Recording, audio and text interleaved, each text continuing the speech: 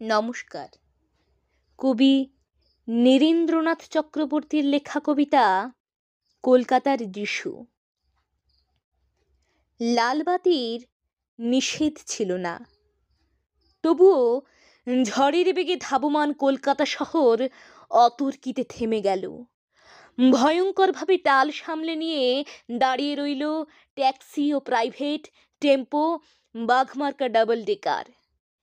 গেল গেল আর্তনাদে রাস্তার দুদিক থেকে যারা ছুটে এসেছিল, ঝাঁকামুটে ফেরিওয়ালা, দোকানি ও খরিদ্দার, এখন তারাও যেন স্থির চিত্রটির মতো শিল্পীর ইজেলে লগ্ন হয়ে আছে।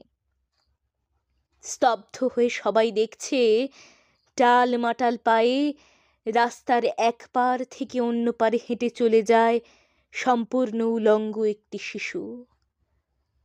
খানিক আগেই বৃষ্টি হয়ে গেছে চৌরঙ্গি পাড়ায়।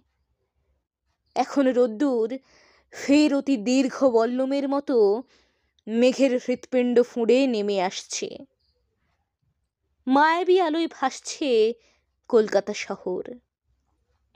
স্টেটবাসীর জানালায় মুখ রেখে একবার আকাশ দেখি, একবার তোমাকে।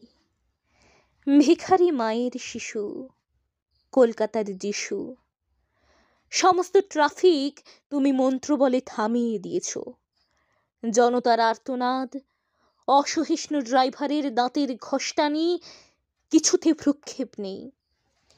দুদিকে উদ্যত মৃত্যু, তুমি তার মাঝখান দিয়ে টলতে টলতে হেঁটে যাও।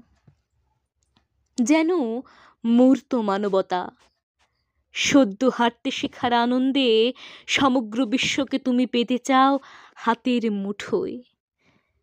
যেন তাই টাল মাটাল পায়ে তুমি পৃথিবীর এক কিনার থেকে অন্য কিনারে চলেছ। নমস্কার।